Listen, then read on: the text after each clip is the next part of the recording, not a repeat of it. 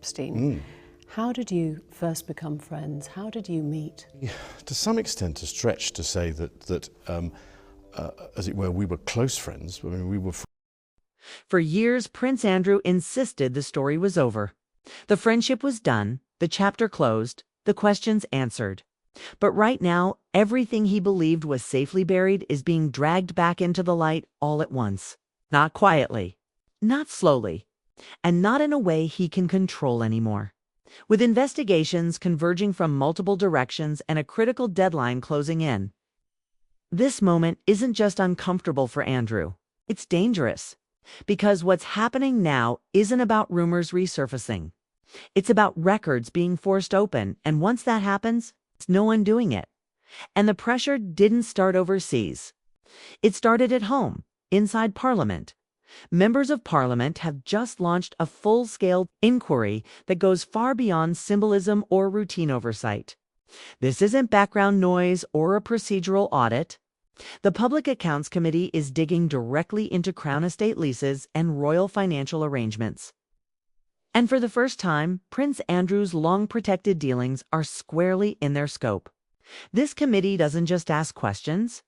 It has the authority to subpoena records, demand correspondence, and call witnesses to testify publicly. And the chair has already made it clear. If Andrew's arrangements are relevant, he could be required to appear. That's where the tension spikes. Because this inquiry isn't about reputation. It's about paperwork. And paperwork has a way of exposing what silence once hid. But the timing couldn't be worse for him. Because just as Parliament begins pulling on those threads, something else is about to unravel thousands of miles away.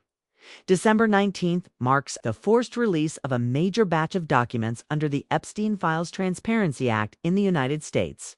These files, unsealed by the Department of Justice, are expected to contain correspondence, records, and internal material connected to Jeffrey Epstein's network. Officials familiar with the process have cautioned that redactions are likely. But they've also said the names of public figures may still appear. Attorneys representing Epstein's victims have openly urged full international cooperation, while former U.S. officials have publicly stated they want complete transparency on who shows up in these documents. In other words, the spotlight isn't fading, it's tightening. And according to Palace Link sources quoted in multiple reports, this is the moment Andrew dreads most. Every time new Epstein-related material is unsealed, insiders say his anxiety spikes. Not because guilt has been proven, but because the speculation never ends. Because every new release resets the narrative. And because once documents exist, context alone can be damaging. Especially when timelines don't line up. That's where one alleged email changed everything for years. Andrew publicly claimed he cut off contact with Epstein in December 2010. That statement became the cornerstone of his defense. But court filings and investigative reporting later referenced a message dated February 2011 that appears to show Andrew reaching out anyway. The wording was casual, familiar, keep in close touch, and we'll play some more soon. And what made that message explosive wasn't just its existence. It was the timing.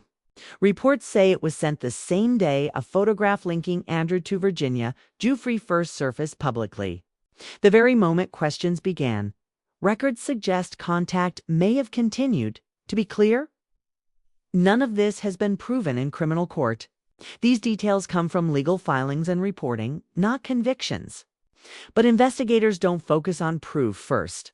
They focus on contradictions. And this one raised a simple, unavoidable question.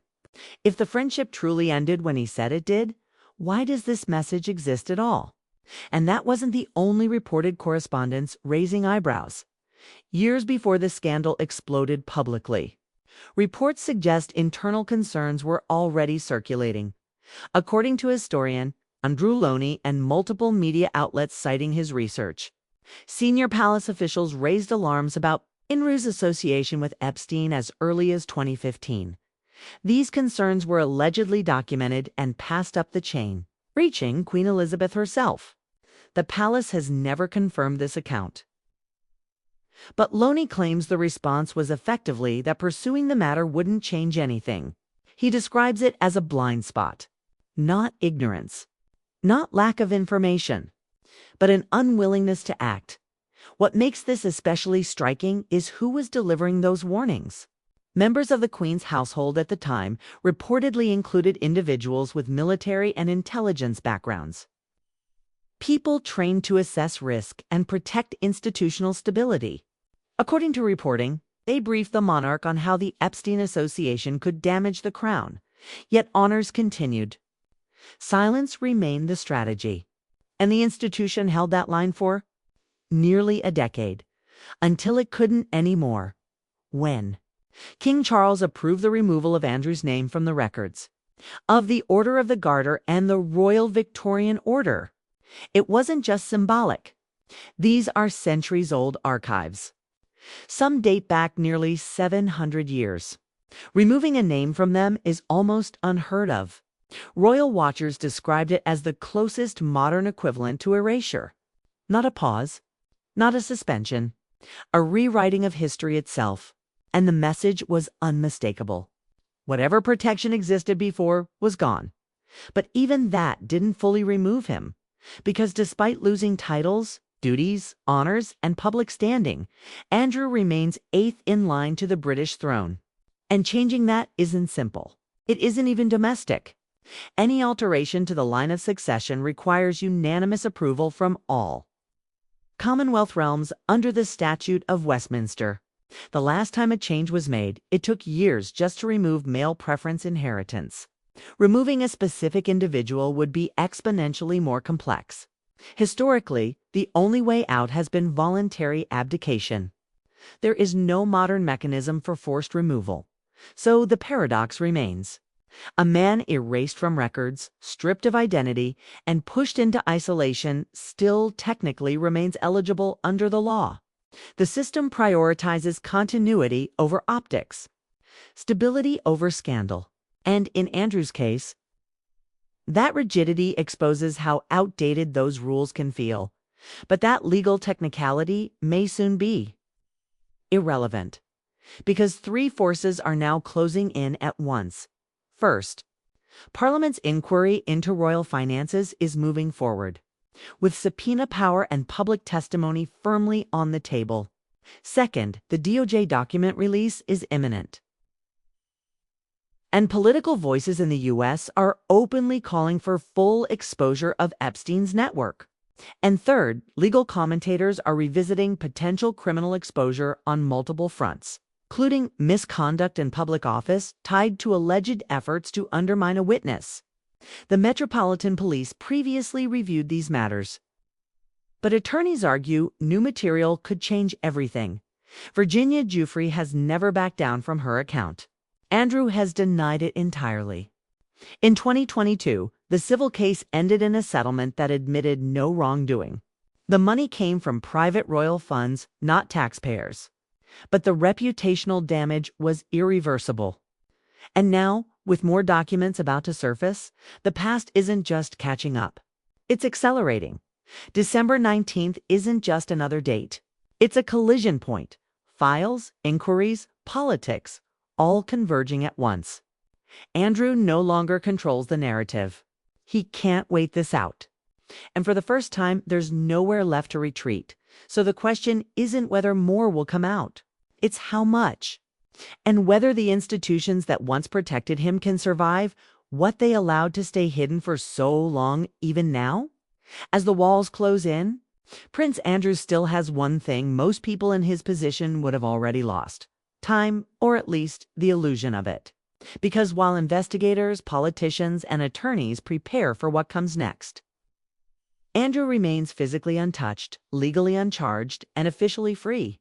But that space is shrinking fast, and every move he makes now seems designed around one central fear: being forced to answer questions he can no longer control. That fear helps explain one of the quietest but most telling changes in his life: travel, or more accurately, the sudden absence of it for decades. Andrew was known as one of the most internationally active members of the royal family. He traveled constantly, official tours, private holidays, overseas weekends, and elite social circuits across Europe, the Middle East, and beyond. But according to multiple media reports, in the last 6 years he has taken just one international trip, a visit to Bahrain. That's it. No European escapes. No transatlantic flights. And reports from outlets like The Sun claim he has no intention of setting foot in the United States again. Not because anyone has announced an arrest warrant, but because of exposure. Civil actions. Testimony demands. The kind of legal uncertainty that turns borders into risks, to be clear. US authorities have not publicly stated Andrew would face detention if he traveled. But sources quoted in the press say the fear itself has become a prison. Before the scandal, he moved freely. Now his world has narrowed to one country, one estate, one shrinking circle of options. And that isolation isn't accidental. It's strategic.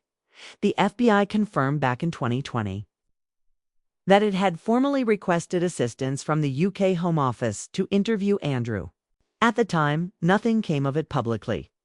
In 2024, reports suggested the investigation slowed or stalled, though no official explanation was given. But political winds change fast. With Donald Trump returning to office and Kash Patel positioned for his senior FBI role, Patel has publicly stated his intention to expose everyone connected to Epstein's network. No carve-outs, no exceptions.